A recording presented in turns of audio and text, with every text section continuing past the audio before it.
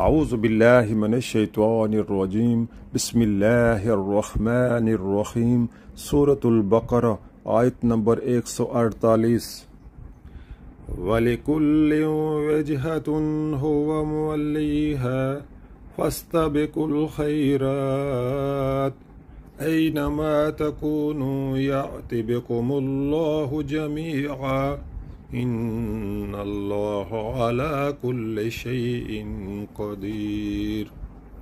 ترجمہ: ہر ایک کے لیے ایک رخ ہے جس کی طرف مڑتا ہے، پس تم بھلائیوں کی طرف سبقت کرو۔ جہاں بھی تم ہوگے اللہ تمہیں پالے گا، اس کی قدرت سے کوئی چیز باہر نہیں۔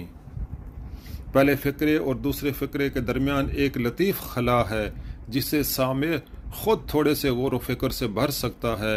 مطلب یہ ہے کہ نماز جسے پڑھنی ہوگی اسے بہرحال کسی نہ کسی سمت کا طرف تو رخ کرنا ہی ہوگا، مگر اصل چیز وہ رخ نہیں ہے جس طرف تم مڑتے ہو، بلکہ اصل چیز وہ بھلائیاں ہیں جنہیں حاصل کرنے کے لیے تم نماز پڑھتے ہو۔